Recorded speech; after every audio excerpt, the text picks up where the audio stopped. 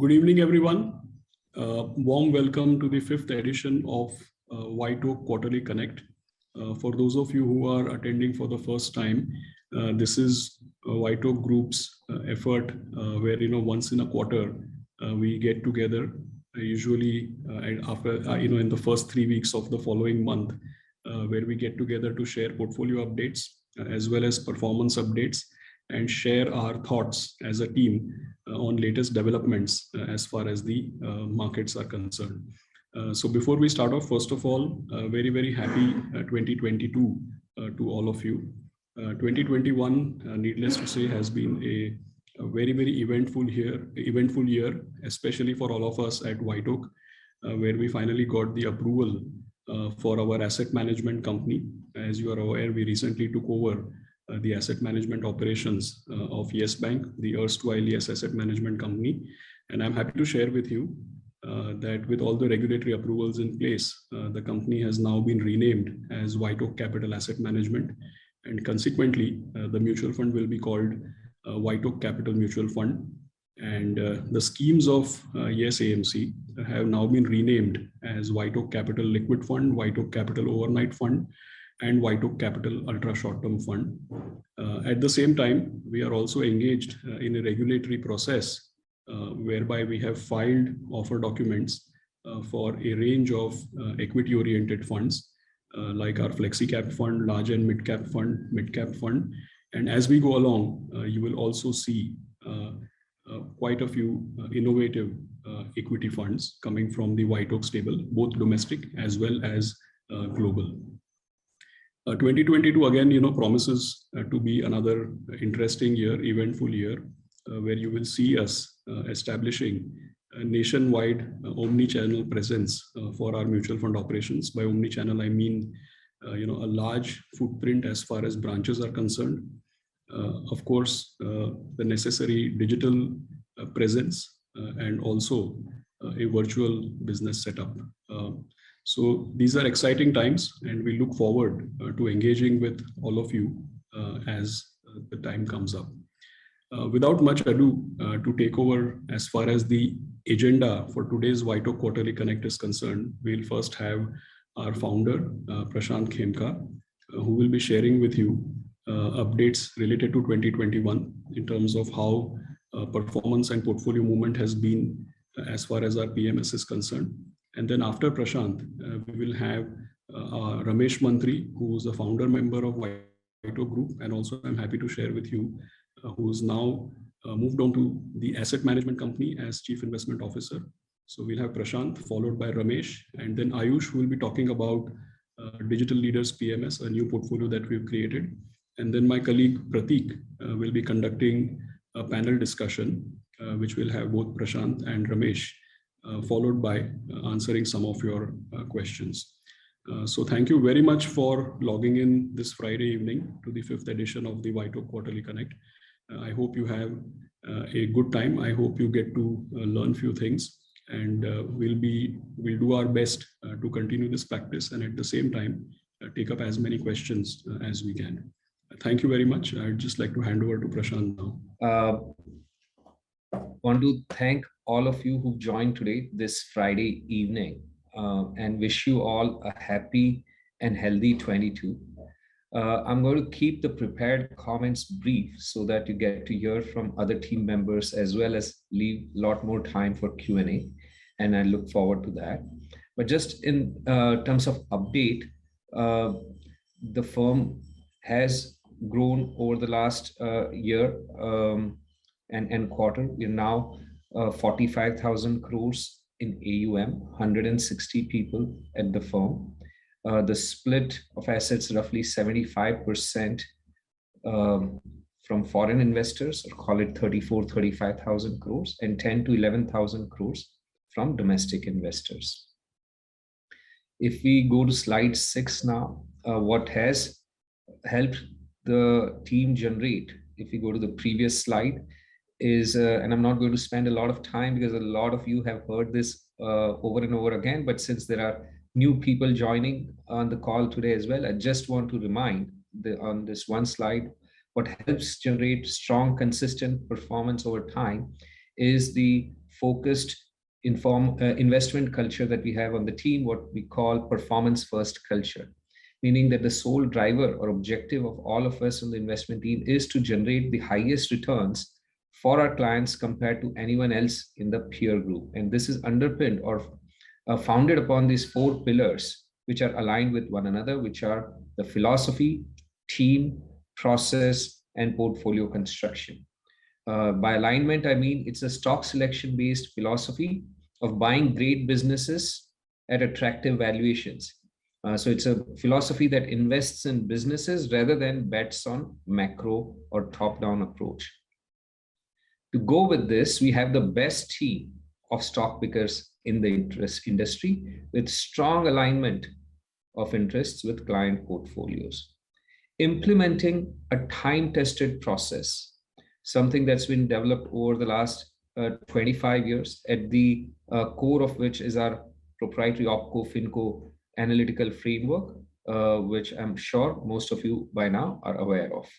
And all along, from a risk management perspective, we maintain a balanced portfolio construction approach that consciously avoids top-down bets on macro factors and ensures that performance is a function of stock selection, which we'll see in a few minutes now.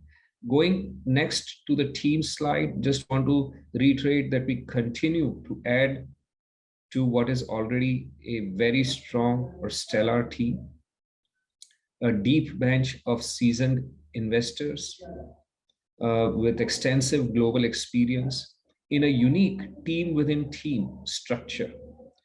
So more or less, you can think of it as a portfolio comprising of sectoral team leaders running their sectoral funds in close coordination with one another.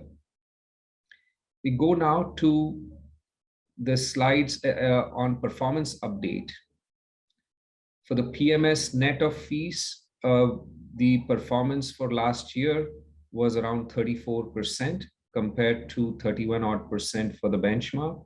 So nearly 300 basis points or 281 basis points net of outperformance. Satisfactory performance in light of the year that it was. Coming up to 3 years performance for the PMS strategy. Obviously, we've had other strategies which are 4.5 years old, but PMS being launched in April 19. The team continues to deliver top quartile or top decile performance. Since inception, as you'll see, 27% compounded annualized return compared to 19% of the benchmark for a little over 8% of annualized net outperformance. We go to next slide. You'll see this outperformance over the last year has been quite evenly balanced between stock selection and allocation effect when viewed from a market cap attribution perspective. Historically, longer term, and we'll share that as well, most of the outperformance has come from stock selection. Last year, it was more or less evenly split as mid and small caps did extremely well. If you go to the next slide, for last year, from when viewed from a sectoral attribution perspective, all of the alpha came from stock selection.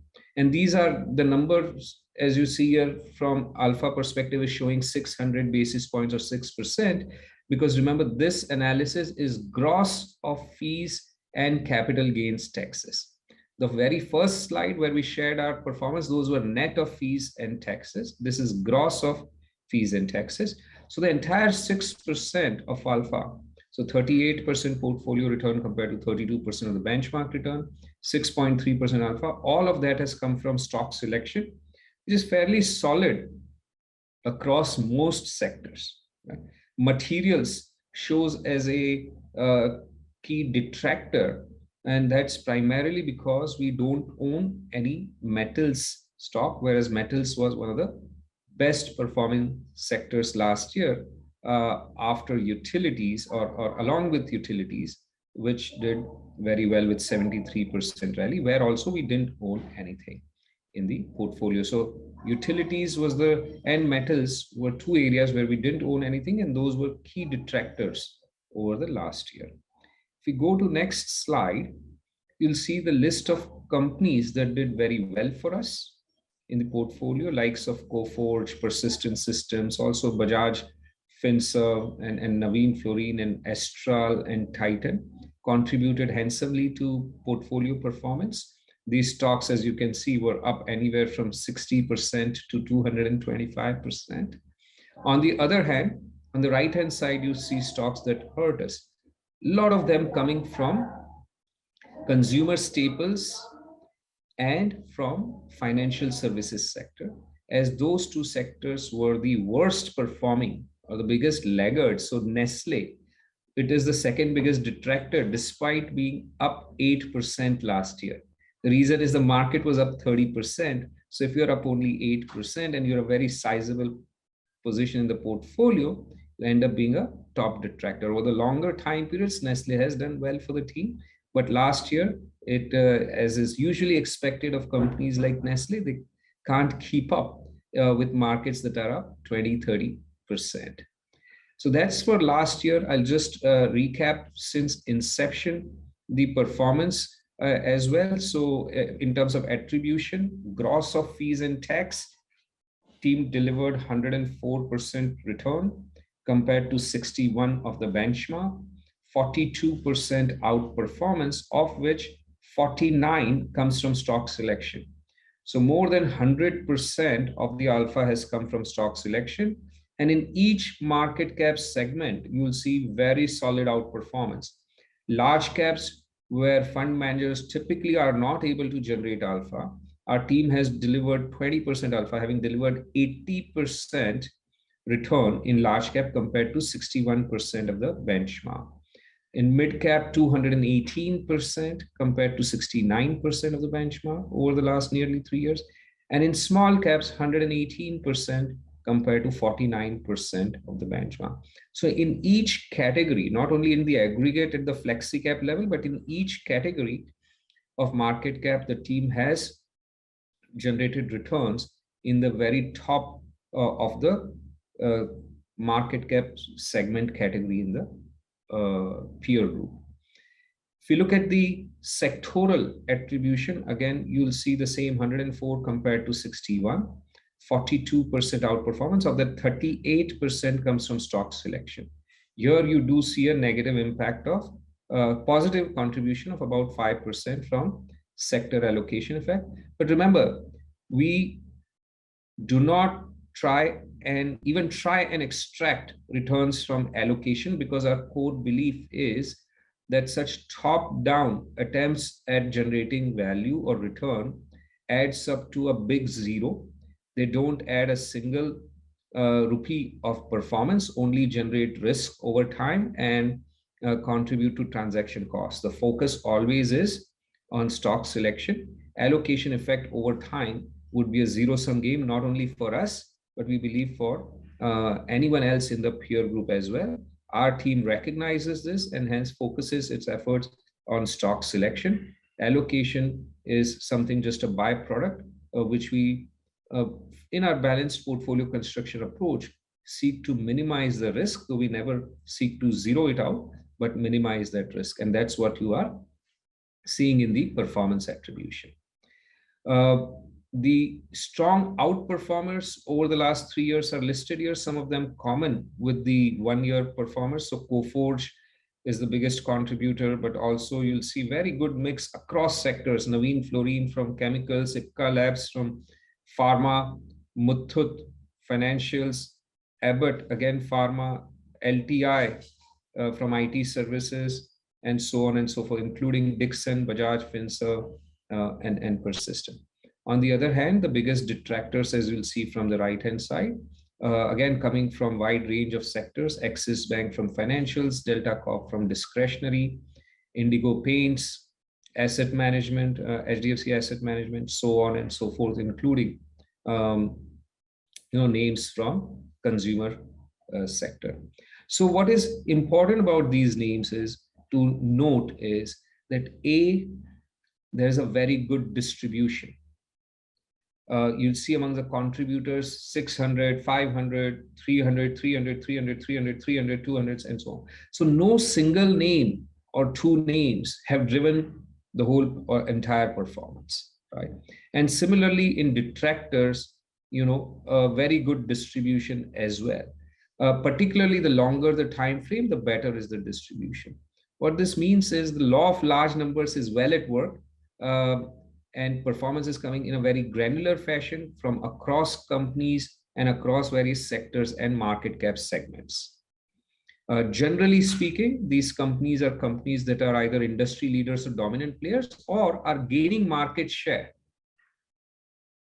in their respective industries on the back of strong execution DNA of the management, and in the process growing faster than the industry while generating superior returns on capital. And we buy them and own them as long as we believe they have a robust corporate governance and are uh, available and trading at valuations that still leave substantial upside based on our team's OpCo FinCo framework. So with that, I'm going to pause here and turn it over to Ramesh. Good evening to all the participants of the WhiteOak Quarterly Connect. One of the key questions that comes across when people talk about valuation is, the India premium, that India always trades at significant premium to emerging markets. And that's a question that's often cited by a lot of foreign investors, including Indian investors who talk about valuations of the Indian market. And we will try to explain our views on why India market trades at valuation, at these kind of valuations. So first, does growth explain valuations? Often the single most reason cited is, India is the fastest growing economy in the world, so it ought to trade at the very high valuation. Now, if you compare over the last 20 years, India with China, China's real GDP growth at 9% has been higher than India. Yet Indian equity markets have delivered better returns than China over the last 20 years. And despite China's significantly higher growth, China has constantly traded at significant discount to the Indian market. So we clearly know high growth is not what explains the valuation premium for India. If you think about any country or any sector, it's not often the fastest growing company in a sector or a country that, whether on revenues or profits, that has the highest multiple. There are other key factors that matter that determine valuations. And those factors, in our opinion, are corporate governance and the quality of underlying assets. And these two come from WhiteOak's fundamental framework for identifying great businesses, which is businesses which generate superior returns on incremental capital, that is quality of underlying assets, scalable long-term opportunity, which is about growth. And we know that factor alone does not explain the valuations of companies also, and governance. And can we use this same framework to understand countries and their valuations? So when you think of a market, the market valuation, the market cap of a country is nothing but the sum of the values of all the listed companies in the country, which is nothing but the present value of future cash flows of all the listed companies in that country. So as minority investors, all of us have a proportionate right to the cash flows of a company when we invest in shares of a company. So when we know the corporate governance is weak, then as investors, minorities investors' rights can be violated or badly treated by controlling shareholders. And the argument that we have a proportionate right to to the proportionate cash flows of the company may not be true. And that is why whenever a company has a problem around corporate governance, those companies tend to trade at discount to the market and the better governed companies. And the weaker the corporate governance is, the higher the discount a company trades. Similarly, let's assume if you own shares in a country, if the country has property rights which are strong and well protected, and in the sense that nobody can easily challenge those property rights, including the authorities. And even if such a challenge happens, you have a fair recourse in the court to get a fair protection of your rights. In those jurisdictions, your rights will be more valuable and the shares of those geographies would be more valuable. That is why property rights is one of the most important element of determining the market multiple of a company, whether as a country you have strong property rights or not. What drives strong property rights? Fundamentally, it is about having institutions which protect property rights. Typically, democracies, strong democracies tend to have independent institutions like, when you think of a democracy, a typical democracy has three arms of the government: your legislature, executive, and judiciary. And these three institutions kind of balance out each other. And democracies, as in the process of evolution, build credible institutions to protect the key tenets of a democracy. So you have judiciary, you have central bank, and election commission. They're fundamentally very strong institutions that occur in a democracy.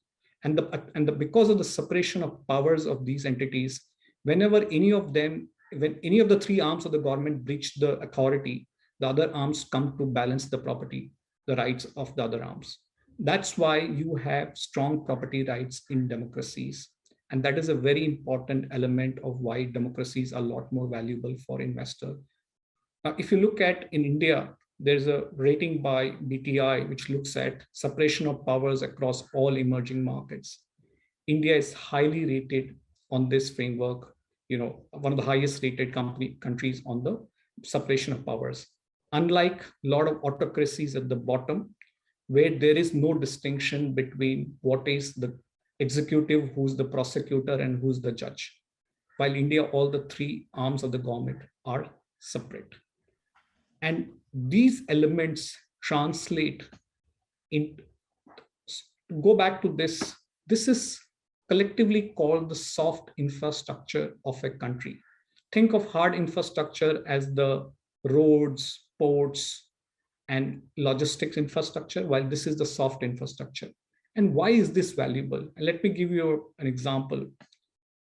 In 2004, I took a road trip from Bombay to Rajasthan. And at that time, our roads were getting just better at that. The quadrilateral project had started. And there was a short patch of road between Ahmedabad and Mehsana, which was an excellent road. And I said, when as a country, we will have these roads? And a decade later, now we have these kind of roads in large parts of the country. And as we speak today, we are building from Bombay to Delhi, the world's largest expressway. So a country, if determined in a 5 to 10 year period, can build the hard infrastructure. We ourselves from 2005 to 15 have gone from power deficit to power surplus country. However, building soft infrastructure, these institutions, is the work of many generations. For example, one of the assets any country has is educated people. To educate just a generation of people, you need 25 years. And soft infrastructure is about getting many generations right into these tenets. And that is why a quality soft infrastructure is a lot more valuable than quality hard infrastructure. And that's why investors are willing to pay up for quality soft infrastructure versus quality hard infrastructure. And the soft infrastructure, for example, of India has also ensured that in the last many decades, India didn't have either a currency crisis or a debt crisis or a political crisis or a coup, which is a feature of a lot of emerging markets, a common recurring theme across a lot of emerging markets. And whenever these things happen, first your asset quality gets damaged, and even your property rights can get damaged when these events happen. And because of this non-recurrence of these debacles in India, India's risk premium is lower. And that is one of the reasons Indian market trades at a premium to other emerging markets. India also has one of the most, among emerging markets, one of the most mature democracies. When you often go to some of the East Asian countries and you look at the infrastructure, let's say in China, and you say, oh, wow, this is luxury. But when the world looks at India on the soft infrastructure, they say this is war, this is a luxury, because it's harder to achieve soft infrastructure than to achieve hard infrastructure. And India, despite being an emerging market, in many of our features of our democratic regime, whether an independent judiciary, central bank, and election commission, is actually comparable to some of the best Western developed democracies of the world. And that is one of the reasons why India trades at multiple. We all know, and I've talked about the fact that how democracies are better protecting property rights. And that is why when you compare P multiples of democratic countries versus the least democratic countries, the countries, better governed democracies tend to trade at premium to the least governed democracies. And that is one key explanation of the India's valuation multiple. The other thing that drives valuation multiple, apart from just earnings, is the quality of assets. And we all know that the profits of a commodity company will get a very different multiple versus, let's say, a dominant consumer staples company, because the sustainability of those profits and cash flows are very different. So a country that has very different assets have to trade at very different multiple from the country with very inferior assets. One large determiner of the asset mix in a country is just the share of ownership of state-owned entities, what we call PSUs in the country, as a share of the market. And why we have seen all over the world that PSUs trade at a large discount to their private peers and constantly lose market share over long term in every industry. And that is why. And why do PSUs struggle? Simply because the focus of PSUs is not to maximize shareholder returns, which is the objective of private companies. For PSUs, social and political objectives are a lot more important and achieve greater priority over investor interest. And even if a PSU has large assets, they can be ad hoc appropriated to serve the objectives of the government at any point of time and to the detriment of minority investors. When you compare India on this metric, at emerging markets level, state PSU ownership is 19% average. Countries like China, Russia are much higher level than the EM average. And of course, any country that has a large share of these inferior assets ought to trade at a much lower multiple than the average. India's share of the PSUs is only 6% of the market cap, which is 1/3 the average of just the EMs. And that is also one big reason why Indian market trades, because we don't have those inferior assets in our mix. Other element, and we have seen from experience now, that consistently, private companies trade at higher multiple to government-owned companies. And as investors have got mature and thought more about governance in the emerging markets, that multiple between private sector and PSUs have only got expanded. And that's why the mix of PSUs and private companies in any market is a determiner of aggregate multiples. Finally, when you think about the Indian market, and often I see people compare P multiples of India without thinking hard about what lies within the Indian index. It's like to blindly compare the multiples of two companies without thinking hard about the quality of assets of those companies. Indian market has the most heterogeneous composition by sectors and by companies versus any of the major emerging markets. When you look at some of the sectoral compositions of some of the emerging markets, if you look at Taiwan, 69% comes from technology hardware. If you look at, and 37% of that is single company called TCMC, which is one of the world's largest semiconductor companies. Korea, 41% comes from technology, and Samsung Group accounts for 39% of the market cap of Korea. Russia, 45 plus 15, 60% comes from commodity industry. While in India, all major sectors have fair representation and there is no overdependence on it. In fact, The largest sector India has financials, and we all know some of the best banks in the world come from India. HDFC Bank has been consistently rated the best bank in Asia. So our asset mix is far superior. Even at an individual company level, Indian market is the most heterogeneous. And for that, we are using the Herfindahl index, which is a measure of market concentration in any market. The lower the number, the least the concentration of companies or in the market.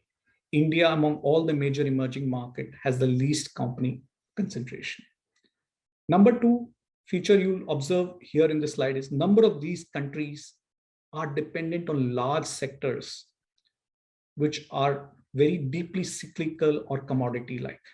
For example, Russia with large dependence on commodities, Korea and Taiwan with dependence on technology, hardware, and other countries with dependence on metals and minings. They tend to be deeply cyclical sectors, while India has very limited exposure. Even in technology, our entire technology is IT services and software, which is a very different business than IT hardware. And that is also one of the reasons then whenever downturns happen, in economies globally, Indian market earnings are the most resilient across all major emerging markets. Across every year, Indian earnings have been through difficult down cycles, have been the most resilient across emerging markets. And we have seen this applies at the company level, right? Companies who perform extremely well during downturns are the ones which deserve high multiple. So to think about now valuations, often this explanation of just the difference in growth does not explain India's premium multiple.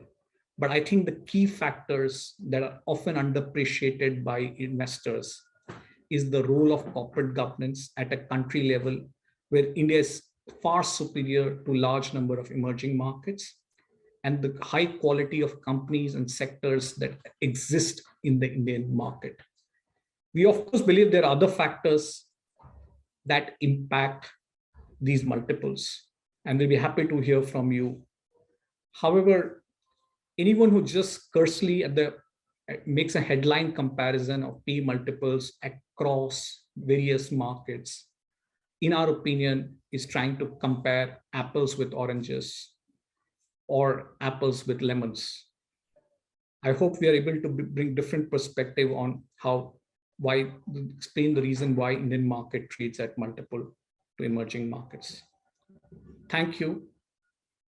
Good afternoon, everyone. I'm very excited to present our new PMS offering, WhiteOak Digital Leaders Portfolio. The strategy will invest in the technology and innovation and digital leaders of tomorrow, capitalizing on a structural multi-decadal shift that is underway in India as well as all over the world. Over the next 20 minutes, we'll spend some time on three key aspects. Starting with the product overview, we'll then talk a bit about why now is the right time to look at the strategy.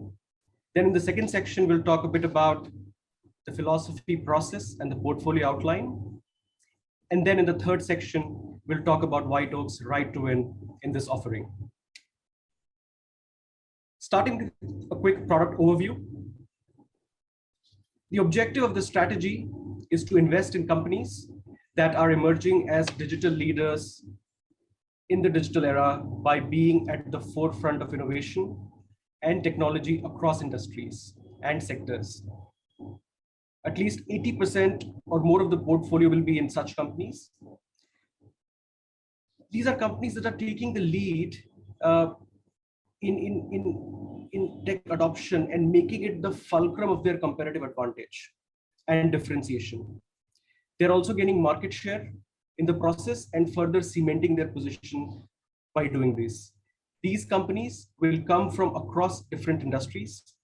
Now, for example, in the tech services segment, these would be companies investing in new technologies like AI, cloud, machine learning. From the consumer internet segment, these were companies that are driving world-class customer experience and delight. There are companies that are enabling Digital India and developing products for the digital ecosystem. And then finally, these would also include companies from the traditional industries that are pushing the envelope as far as R&D investments and expertise is concerned. We'll also discuss some of these aspects in greater detail as we go ahead. But first, the big question is, why now? Why does it make sense to look at this strategy right now? We call it the Great Digital Reset, something that is underway in India as well as globally. Over the last 2 years, the pandemic has only accelerated digital adoption across sectors by several years. The role of technology has undergone a complete metamorphosis.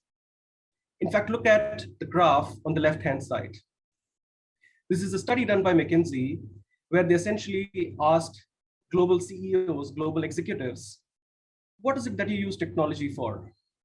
And look at how the answer has changed over the last 4 years. In 2017, only 4 or 5 years ago, about half of the respondents said that technology was being used for cost advantages, for driving process improvements, building efficiencies. Today, technology is all about building competitive advantage. And regardless of which industry you come from, right, and some of the companies are doing this better than the others, the laggards are bound to be left behind as this transition happens. And therefore, you will see on the right-hand side that it is no surprise that innovation-leaning businesses globally have done better than the average company. And this trend has only become stronger since the pandemic.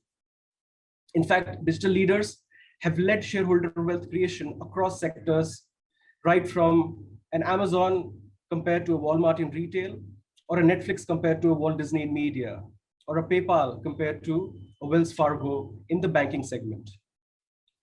And therefore, it is crucial to take a historical perspective and understand how things have changed over a period of time. On the left-hand side, you can see how the mix of value has steadily shifted from physical assets to digital assets. 50 years ago, the primary source of value resided in hard physical assets, be it plant, land, machinery, oil and gas fields, railroads. And then this was followed by the emergence of brands like P&G, Unilever, PepsiCo. And then over the last 30 years, finally, we've seen the emergence of new tech companies that have gone ahead and gained market share. In this process, if you were to really step back and think about who are the large companies 30 years ago, in the likes of Chevron, ExxonMobil, General Electric, IBM, and today they are nowhere to be seen. Today, the most valuable companies in the world are Google, Microsoft, Apple, Tesla, Netflix, and the likes. In fact, if you take a closer look at how the weightage of technology and internet sector has evolved for China and the US, on the left-hand side, you would see that about a decade ago, back in 2010, these technology and internet companies only constituted about 3% of the overall market in China, which has gone to 30%. 10-fold jump over the last decade and a half. India today seems to be at the same stage where China was. Today, internet and technology-enabled companies account for 2 to 3% of the market.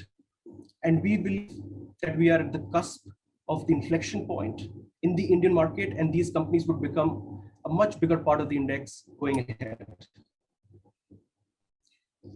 Now, moving to the second section, I want to spend some time talking about the philosophy process and a broad outline of the portfolio.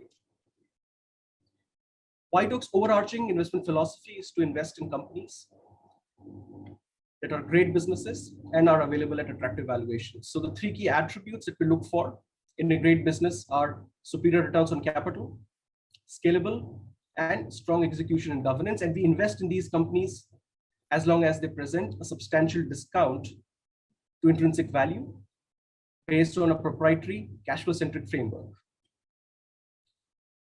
As we look at the companies that make it to the Digital Leaders PMS portfolio, the superior returns on incremental capital, This key attribute is in turn a function of the sustainable competitive advantage that the company has, amongst other things.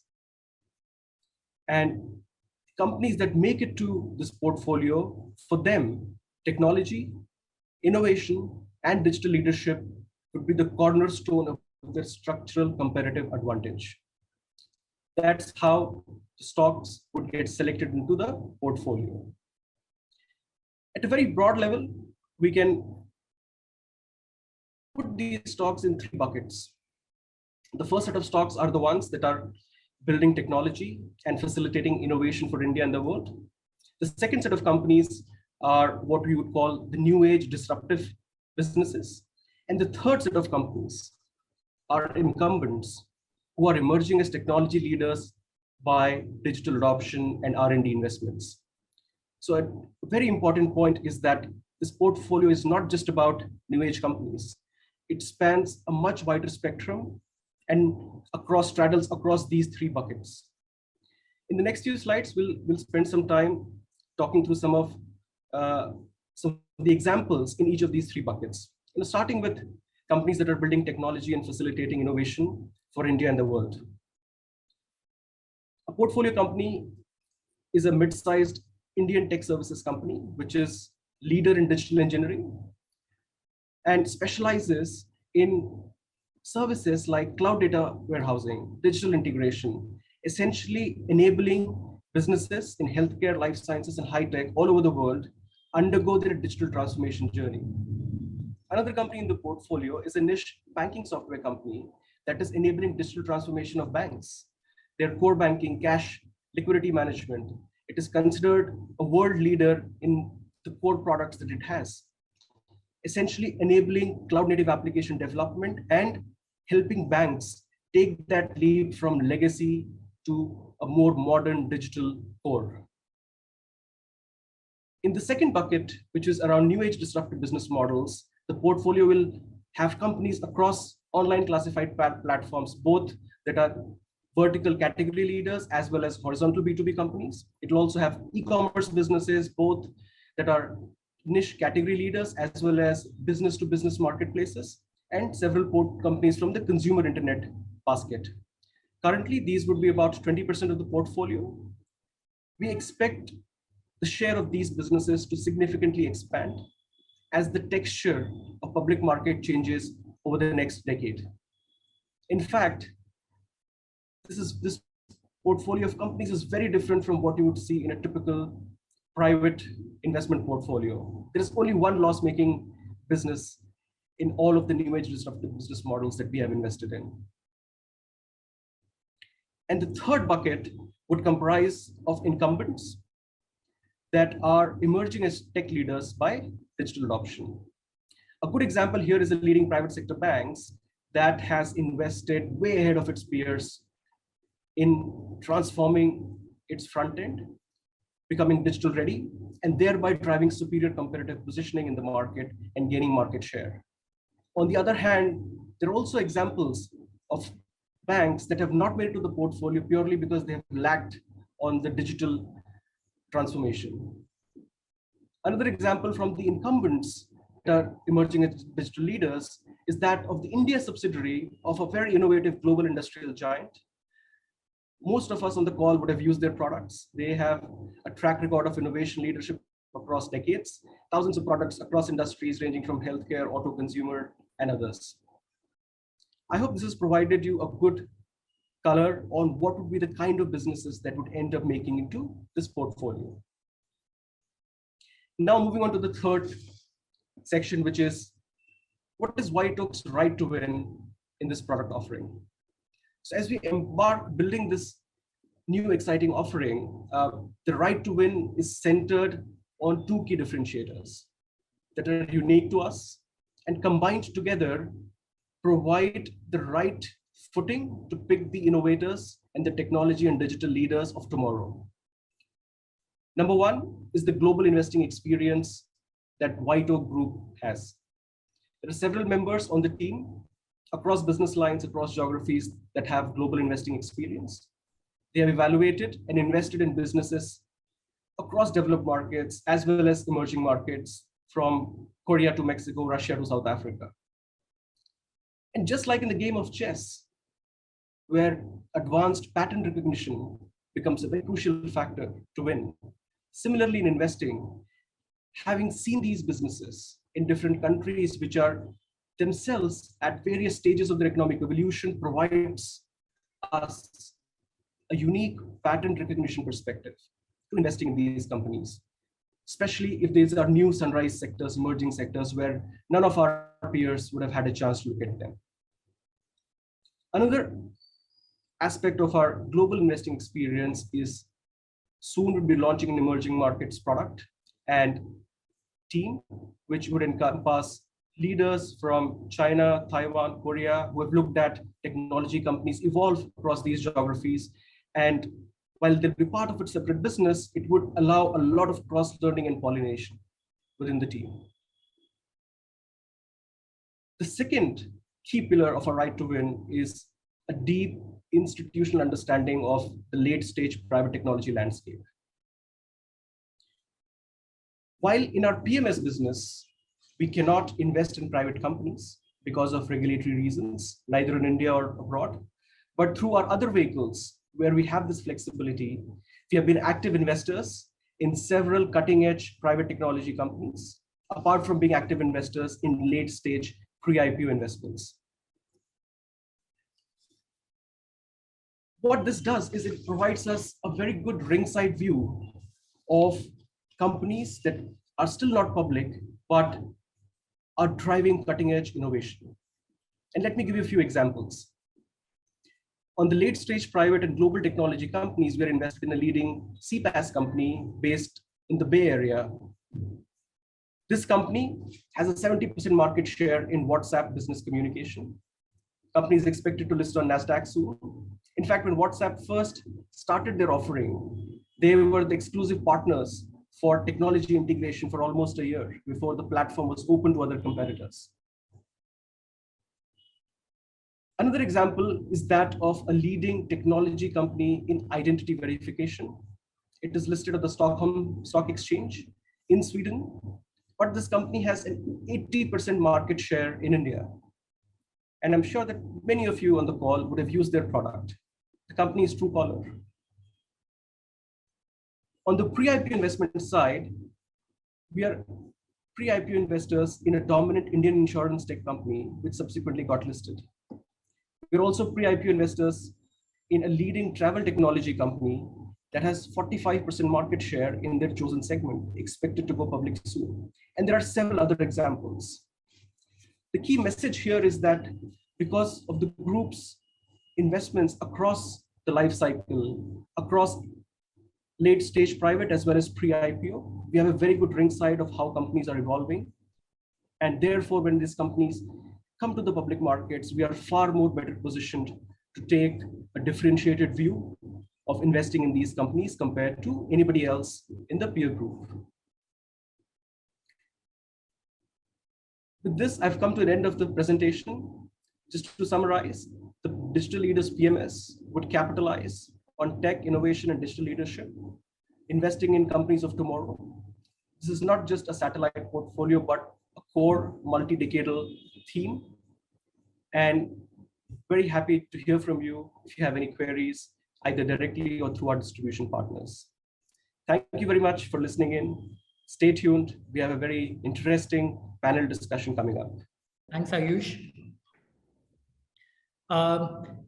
Welcome everyone, and to the finale. And it will truly be a finale where we have two amazing investment professionals, Prashant and as Ashish just recently introduced, Ramesh, who's taking over as the CIO for the asset management mutual fund business at WhiteOak Capital.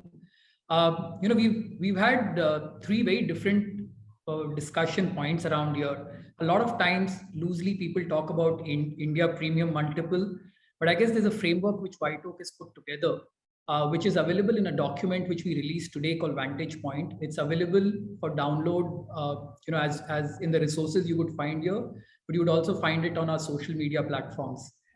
So please do go through that to give a certain idea of what this whole India premium multiple is. It's also important, considering that WhiteOak has been one of the largest foreign portfolio investors over the last 4 or 5 years. we have been able to talk about this India premium multiple to many of the institutions who have invested with us, as Prashant did indicate in the constitution of the the type of inflows which WhiteOak has received over the last few years. With this, I'm coming to this module, which actually talks through the outlook for 2022, and in a way also weaves in some of the questions which you may have for both Ramesh and Prashant out here. Please do ping in those questions out there in the Q&A box which is there. So Prashant, starting with the first thing which is there on a lot of people's mind right now, we have been seeing some amount of correction on the basis of news which is flowing in from US. Indian markets have also taken some sort of a breather right now. There are a lot of pundits who've spoken about finally that elusive deep correction coming through right now. We've read a few of those reports. How do you see tapering, and how do you see some of these initial trends of 2022? There have been 2 great years of 30% plus returns, as you showed in the performance numbers. Are these type of things? I know we don't take macro views, we don't talk on top-down markets, but I guess some sort of understanding around how investors should look at 2022 would be a very useful guidance. I think Prashant, you're on mute. Thank you, Prateek, and thank you to the audience, clients in the audience who posed this question.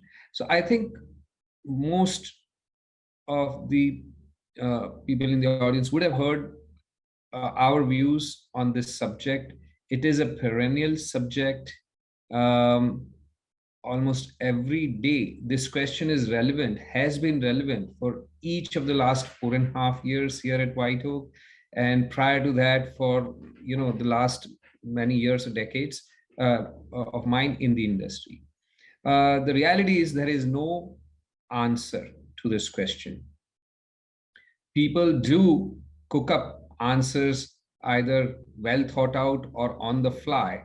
Both are equally good or bad. As we've always said, trying to predict what is going to happen in the market is no different from trying to predict a coin flip. You may be right 100%, you may be wrong 100% in the near term.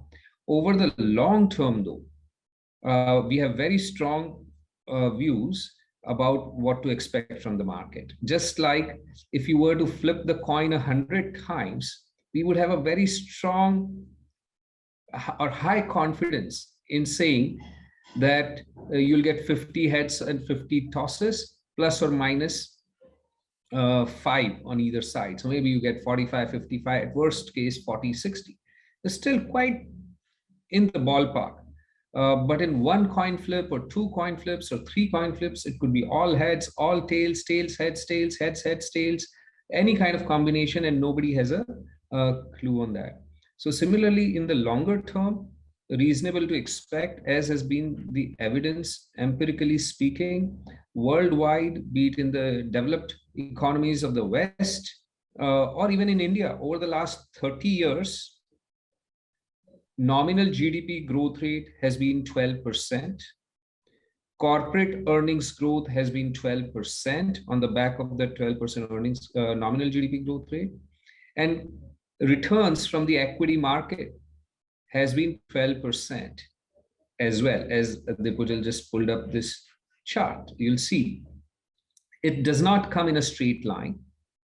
Nominal GDP growth is the most predictable or closest to the straight line, right? It has varied from maybe mid-single digit to mid-teens over this time, with an average of about 12%. Earnings is then the second most predictable on back of nominal GDP growth. As you will see, over the last 30 years, it's ranged from about 45% earnings growth from 93 to 96, to flat, just 1% earnings growth from 97 to 2003, and then 25% CAGR from 04 to 08, and then mid-single digit from 08 to 20, and then last couple of years has been 20+% CAGR. So earnings is much less predictable than the nominal GDP, and obviously the market, which also adds the layer of the multiple, because a multiple applied to the earnings is the level of the market, and the multiple is the most volatile element, and hence you've had over time period markets go down 50-60% as well, like in 2008, in any given short period of time, like a year. But over time, over this various years, I'm sure you've all seen social media messages on how 70% or 80% of the years the market has delivered positive return. But I think going forward on an expected basis, reasonable to expect that, as it has happened in the past in India and in many other countries, and there's logical reasoning behind it, that returns to be that the returns that the Indian equity market would deliver would be in line with nominal GDP growth rate, which is low double digit, 10%, 11% or so. We as a team obviously strive to do a lot better. Our internal targets for alpha are fairly strong and high expectations from our team. So the total return that an investor can generate can be this market return plus the alpha generation over a reasonably long period of time. In the near to medium term, it is completely impossible. It's not just very difficult to predict, it's impossible to predict. You can throw in whatever variable you like, the Fed, the inflation, the rotations, the valuations or whatnot. I will just request you all to take the time, 10 minutes, to read our 2020 newsletter, which was published in January 21, which is a year ago, and it would address all those questions. And if after that you still have questions, happy to, our team would be happy to address those once again. No, sure, Prashant. You have, of course, set very exacting standards. There are very few managers who had that level of outperformance over, from the time WhiteOak has been set up. You've outperformed each one of those years. So one of the questions which I would rephrase out here is, in markets like this, is there more emphasis on managing risk rather than looking at returns? I think there's always an emphasis on managing the risk. The way we think of risk is in terms of relative performance. So the market risk, as I just said, if it's impossible to time the market, to predict the market, whether it's going down or up, we are not trying to even in any ways predict that risk or manage against that risk. This is a decision that is best taken by the investor who's investing money in coordination with their financial advisor on how much risk that they tolerate. But once you've decided for the portion of your wealth or your net worth that you've decided to take equity risk, we will provide you that risk. And as I said, nobody in a coin flip, nobody has a better idea, be it Warren Buffett, or be it the lay person walking on the street, or be it Virat Kohli or Rohit Sharma at the start of any cricket match when they're flipping the coin. Nobody has any advantage over any other human being or animal when it comes to coin flip, and same is true for market timing. So it's not that many people think, oh, the fund manager can manage this market risk better than us, or the financial advisor or something. There's no such thing with a coin flip, and hence there's no such thing in the market. You decide how much risk you want to take in your overall net worth or portfolio that is tied to equity market risk, and we would work with that. We would not amplify that, we would not mitigate that. What we think of in terms of risk is relative to the equity market. We should not have any systematic or stylistic risk which prones us to underperformance in certain market environments. It is never possible to zero out such risk, but our portfolio construction framework, which is a balanced portfolio construction that I talked about, that helps us to be focused on this aspect of the risk and mitigate it. And that has been the reason why our team has generated as consistent outperformance. Because the very few managers, I'm not saying no one else, but there are very few managers whom you would find outperforming during 2018-19, which were very difficult years for fund managers, particularly in PMS and AIF, who invest in mid caps and small caps, and then outperforming in 2020 as well, and outperforming in 2021 as well. Most of the time, you'll find that those who outperformed in 2021 are quite likely to have underperformed in 2020, or vice versa. Or more confidently, I can say most of the managers who outperformed in 2021 would have underperformed in 2018. Very few managers would have outperformance in both 2018 and 2021. And that is, our team has been able to deliver that because of the focus on this portfolio construction and risk management relative to alpha generation. No, great. Thanks, Prashant. I guess the salient feature around the balanced portfolio construction is something which really distinguishes WhiteOak from a lot of peers which we have. As Prashant rightly said, if you had to see some of the best sectors which did well, as from a market perspective, we actually had very little allocation in many of those sectors. And despite that, the team at WhiteOak has been able to deliver that type of outperformance because of the construction which we've had. Prashant, I'll come to you again, but there's this thing which a lot of people are asking about technology, considering Ayush just made this presentation, Ramesh. So, technology is a space which you see very closely. The timing of this digital leaders portfolio, with the amount of volatility in the tech market globally, and also, this type of valuations which one is seeing of this whole new age tech companies. I know, again, as Prashant rightly said, we don't time markets, we don't take cash calls, we don't have any of those type of macro overlays which are there. But how would you look at a strategy like this in times of today?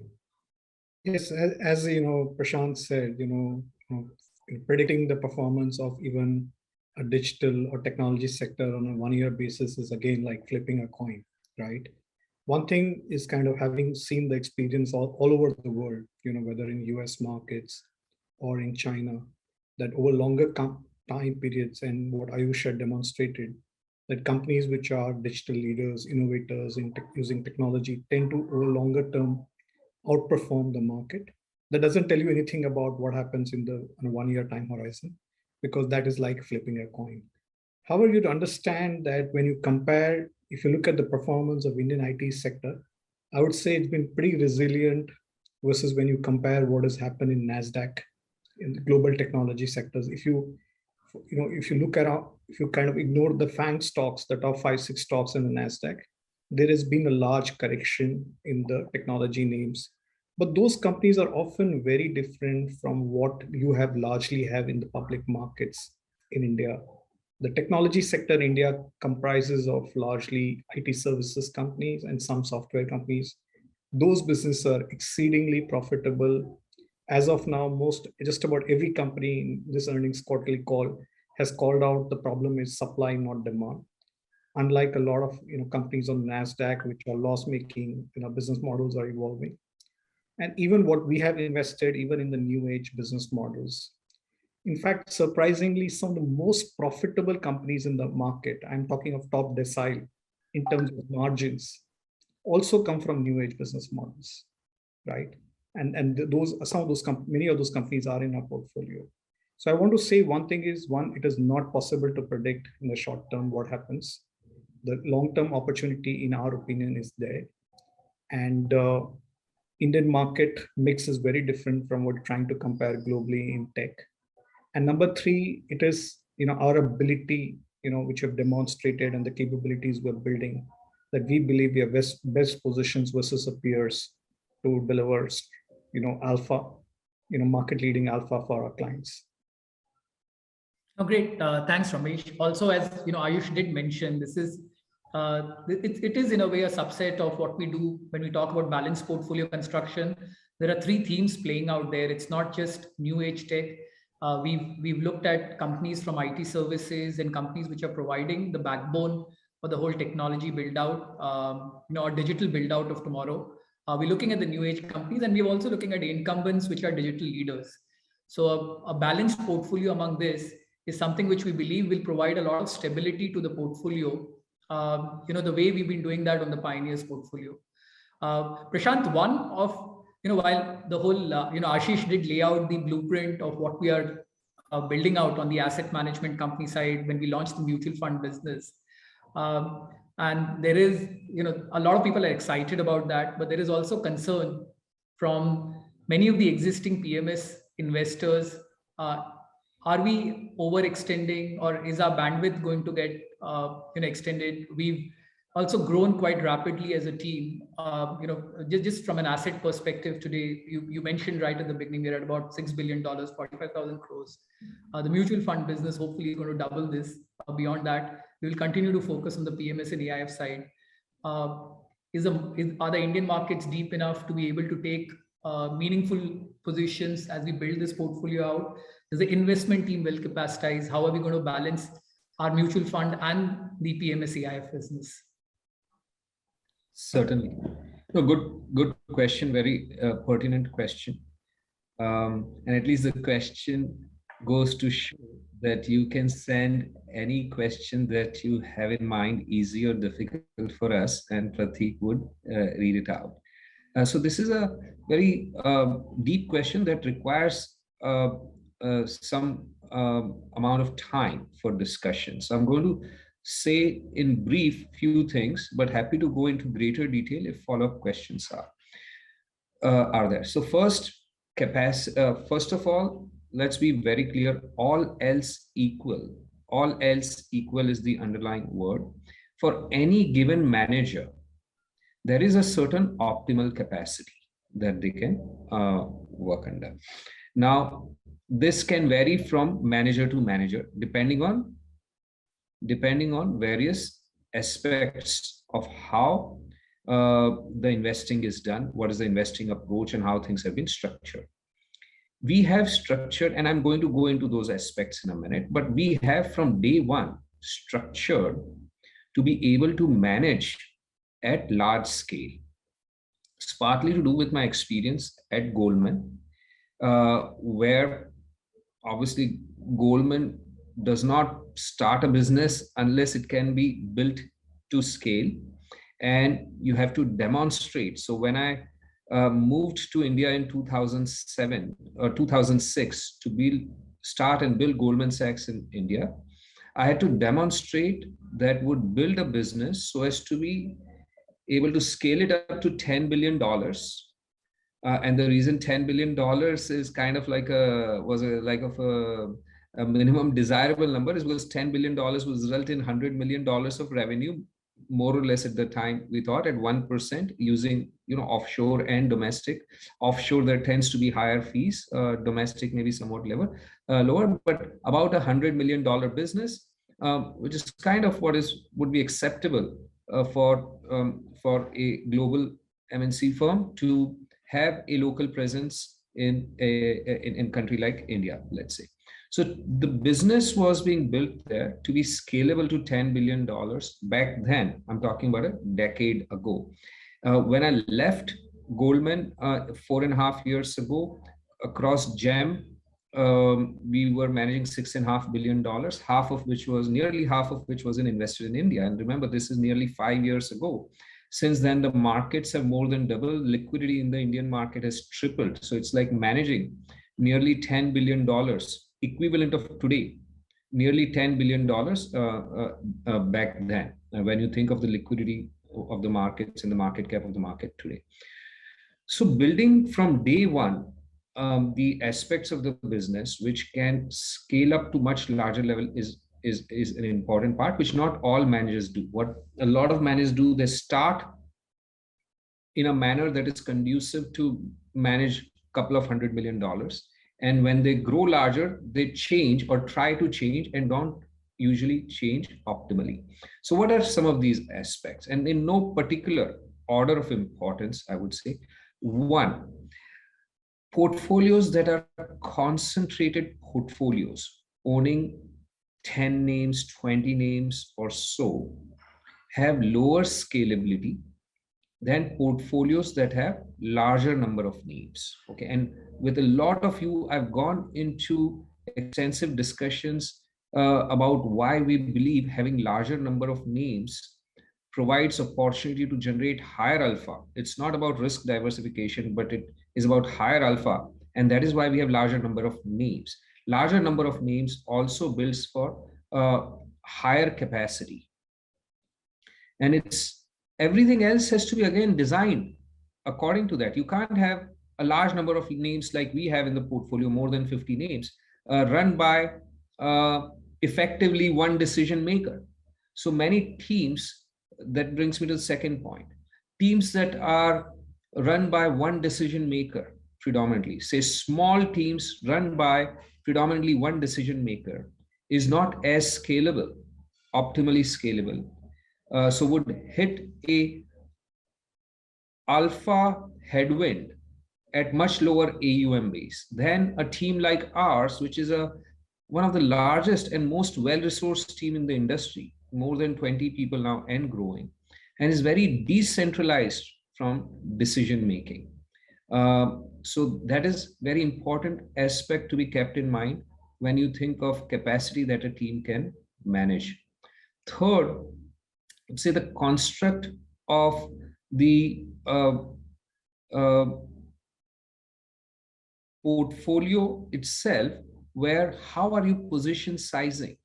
Are you, again, larger number of names allows you to size these small cap positions smaller, which is the constraints, capacity constraints lie at the small cap level. Small cap as of today, as per SEBI, going by SEBI's definition, is about 1.8 billion or so, about 12 to 13,000 crores, somewhere in that range, right? So anything less than that is what poses capacity constraints. So if you are managing a concentrated portfolio with equal weights across companies of, let's say, 10 name portfolio of 10% each, or 20 name portfolio of 5% each, then it would pose a constraint where you cannot buy at larger AUM sizes 5% position in small companies, and you anyways can't increase the number of companies in your portfolio because you have a small team and one or two decision makers who are effectively running the portfolio. So there is a limitation of how much that is the bandwidth for these individuals in terms of number of names in the portfolio. So having the flexibility of owning large number of names right from the start, how we structured it, having a large team that allows proper detailed coverage of this large number of names in the investable universe as well as in the portfolio, having a decentralized decision-making framework, all these help in maintaining the alpha potential at higher levels of assets. And we have further continuously invested in building the resources on our team. When we started, we were a 9-member team. As I said, today, we are more than 20-member team. Obviously, most of the original team members are still there. So the average experience of these senior team members is also higher, though we have now the entire, in each sector, multiple member teams that is very, very experienced. So these are some of the aspects. Furthermore, the mix of your assets in terms of how much is daily liquidity, how much is closed-ended funds. Like we have several AIFs which are closed-ended. So if you have everything in closed-ended funds, then the capacity is higher than if you have everything in daily liquidity funds. We have a good mix of daily liquidity funds as well as closed-ended funds. Furthermore, the mix of underlying assets by client type, whether it is all retail individuals or there are also institutional investors. Institutional investors tend to obviously have, often have longer stickiness and investment horizons. So we have a very good mix of institutional investors. 40% plus of our investors are institutional investors, the largest sovereigns and pension plans. And on the Retail side, we have several funds which are closed-ended funds. So all these things put together, and I'm happy to go into greater detail, means that there is a lot more capacity still left.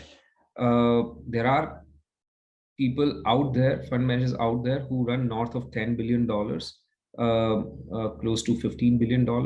We are currently $6 billion. So there is, and we have designed from day one in a framework which allows for scalability to much greater level than what other people have designed their businesses. So as of now, we are not running into that headwind. But if we remain very mindful and continue to monitor that, if we see that, we would take adequate precautions and be willing to make course corrections to maintain the alpha potential. No, great. Thanks, Prashant. I think this is fairly exhaustive. As Prashant has always had maintained, even in his presentation, there are very few managers who are alpha focused, and the entire team at WhiteOak, takes that as a very core responsibility to ensure that through the design of the portfolio, the alpha is generated across different sectors. There are a lot of questions which have come around the whole digital portfolio. So I'll just summarize some of the points out there. One is, there is a question around timeframes, right? Ayush did mention this and Ramesh reiterated the point that this is a decadal opportunity, right? We've spoken about how India is on the cusp of the same revolution which you've seen in some of the other markets around the world. And in a way, you will see trends grow stronger out here. The market cap of some of the new age companies is more like 2 to 3% right now. And we expect that to go to 25-30% over the next few years, over the next decade or so. And I guess the time frame for being in a strategy like this is where you would need to ride it through that particular period. Does it mean that this is a riskier portfolio than some of the and that's the other point which people are asking about. And I guess one has to look at it as a more satellite thematic portfolio where your multi-cap portfolios tend to be your core portfolios. And these are portfolios which do tend to add diversity, but the best people to advise you would be your financial advisors in terms of what type of proportion should you have an allocation to a strategy like this. Ramesh, just taking from what Prashant did mention about the construction of the team within the mutual fund business versus what we're doing within the PMS, AIFPs. How are you looking at initially the team building out within the mutual fund piece which you would lead? Thank you, Prateek. So one, we have, within the, WhiteOak Group, tremendous access to research resources as one of the most, deeply resourced, risk investment teams. We are also, building, we're constantly growing the team. So we will be adding more members to the team, clearly, and we are also planning to launch under the AMC umbrella, the Global Emerging Markets product, which we will launch in a few months' time. We are, building a team of, experts who have a lot of experience of investing in a lot of countries outside India, including markets like China, Taiwan, Korea, parts of Asia, Latam. So we're building a deep, bench of talent in the next few months, and we will launch the product calling. And also a number of team members also have experience. Currently, even the team also have experience of investing, globally. So there is going to be a cross-pollination of, there are people who are going to cover the same sector globally within WhiteOak, in the sense, let's say some sector has inherent characteristics of being covered more at a global level, something like commodities. And then there are sectors which you have to have very local expertise, for example, utilities, right? And then there are sectors where there is, teams have to work very closely coordinated to cross-pollinate learnings. At the same time, you get local expertise. For example, India Internet or India Tech, you can learn a lot from what has happened in emerging markets across the world.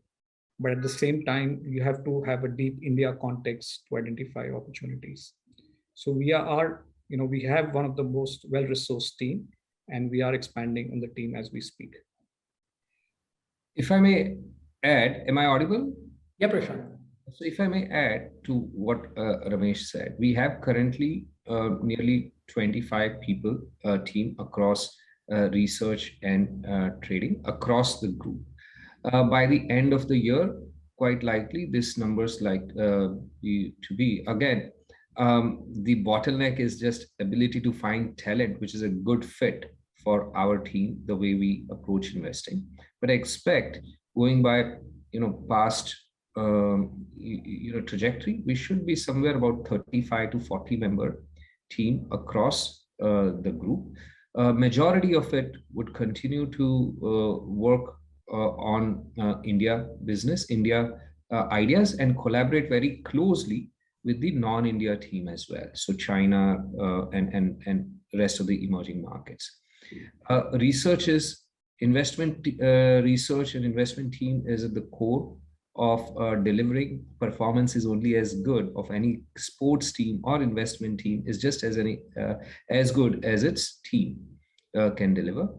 So we would make sure that there is at all times all the resources made available, and it remains the most well-resourced team in the industry. The same investment team or the research team would be feeding ideas, generating ideas for the different pool of assets that are investing in India. The fund manager could be different, but it is the driving force, which is the research team, would remain the same, as is the case with other AMCs as well, who have fund management as well as PMS as well as offshore funds. No, great, Prashant. I think you've taken the Make in India mandate to the asset management company industry, where I guess the makings of a global asset management business making it from India. So, with the size of team which you've said and the resourcing across this, everything points to that. That sounds great. I've got a couple of last two questions on this before we end. One, Ramesh, maybe to you first. The FY22 earnings have thrown positive upsides.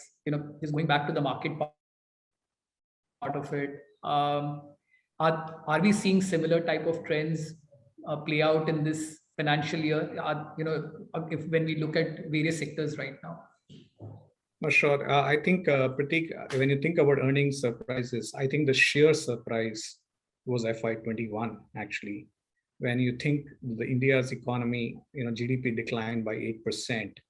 That's the worst since 1980. For the first time, India's GDP declined, and then it was the highest ever decline we ever had. And in that context, we had corporate earnings growth of 14%.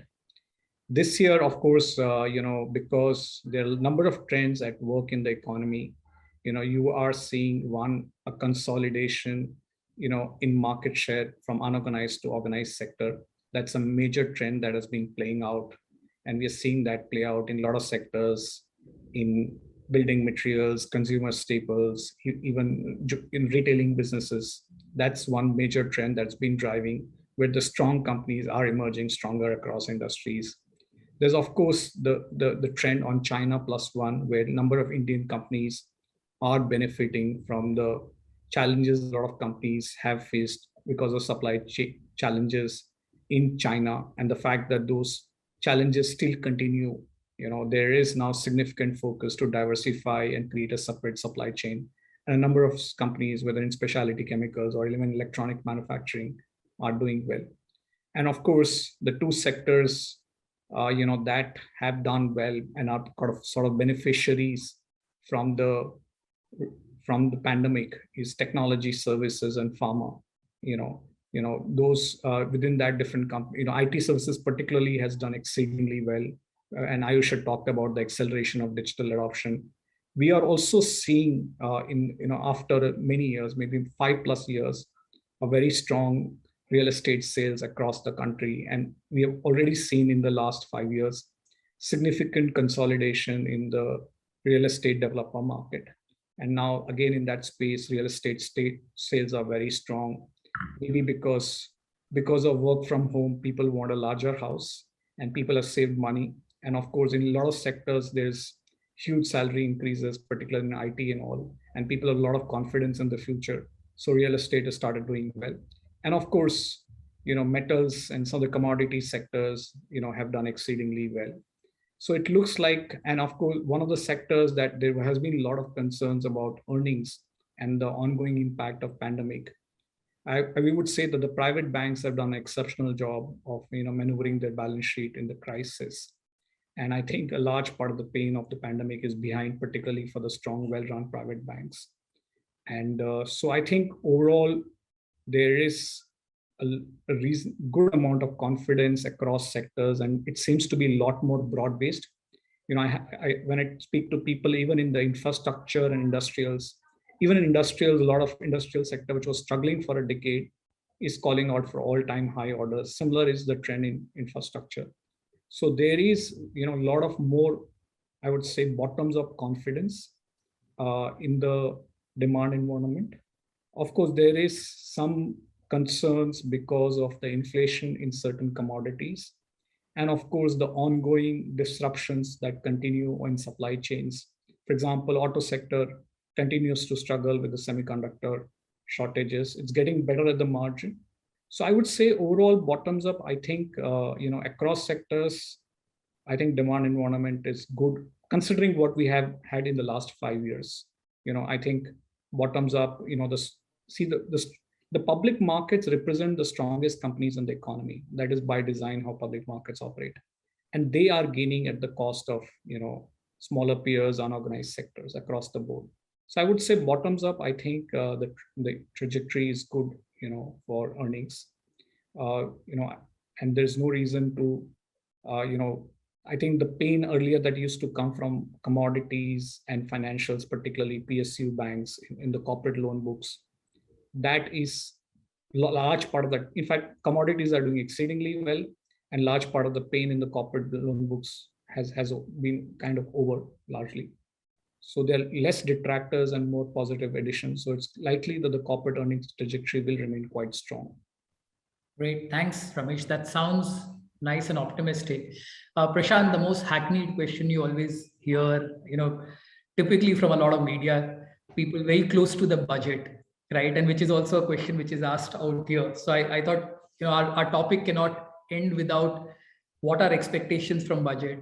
And I know you've been asked this a lot of times.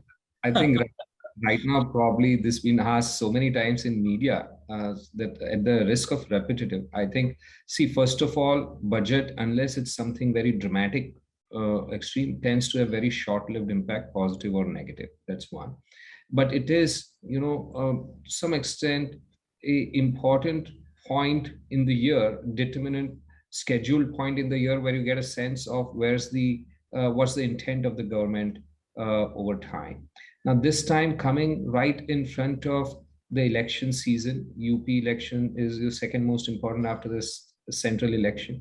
And election season would be starting with UP election, because then later in the year you have Gujarat election, and then within 2 years from UP election you'll have central election. So we are not expecting anything that would be unpopular on the surface.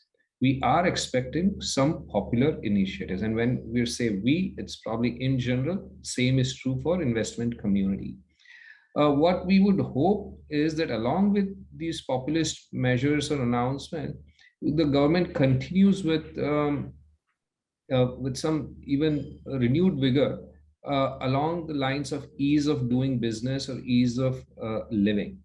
India has improved from 132nd rank to 63rd rank over the last 7 years. And I keep saying and repeating that in the game of cricket, we all feel terrible if we are second. If we qualify for World Cup final and lose it, we'll be basically second, but we'll all feel terrible. We don't want to be second in cricket. We want to be number one in cricket. Then something like ease of doing business, which is at the core of livelihoods, because the easier it is to do business, the more businesses would be set up. It doesn't matter whether domestic entrepreneurs set up or foreigners come in, bring in capital, expertise, know-how to set up companies. They'll generate more jobs, make the economy more competitive, increase exports, and just a virtual cycle that gets established. Obviously, it all generates a lot more cash flows for the government in terms of taxes. The government can redeploy them um, in social welfare schemes and education and infrastructure and whatnot. Making it easier to do business is one of the simplest, I think, most straightforward thing, and it can be done in a manner that is not unpopular. There are thousands of things that can be done in a manner that are not unpopular. In fact, they can be spun to have a popular twist as well. And our hope is we'll see a good dose of that. I've used the word our hope because I think at this time it's reasonable to expect that the focus might be on some of more populist schemes in this year and next year's budget. But that's how democracies everywhere in the world But having said that, Prashant, despite a lot of pressure, our government has been very, right on fisc, right? I mean, they've been able to navigate this.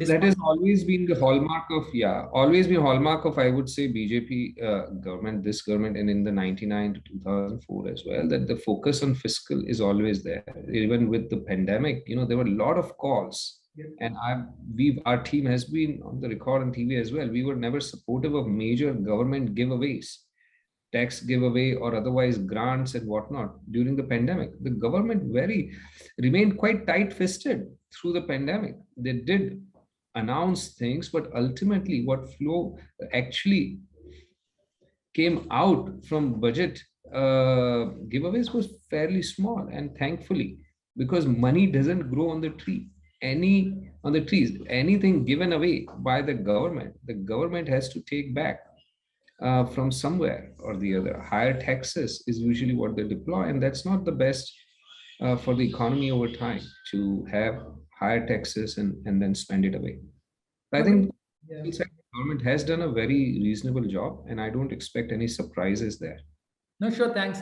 I mean, this combined with the soft infrastructure, which Ramesh did mention earlier in the presentation, which contributes to the whole India premium story, I guess are some of the redefining factors, right? So if you had to look at the scenario today, while, maybe we may be talking in a week where the markets have, mildly caught cold figuratively, as a lot of people have, the longer story, which Ramesh did allude to from an earnings perspective, the overall, the feel-good factor from an India perspective, I guess points to the fact that we continue to hold fairly strong domestically at this point of time.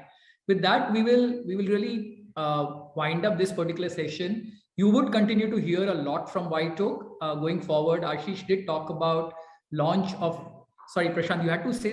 I say that I noticed many more questions that we haven't been able to cover on this call, and apologies to them. Pratik has tried to cover as many, but hopefully we can address those on some other forum or in some other manner through the financial advisors. Sorry. Yeah. No, we'll do that, Prashant. And as I said, we will also be reaching out to people as we launch our mutual fund bouquet and reach out to investors, distributors, and the larger audience. You will keep hearing and seeing a lot more of us.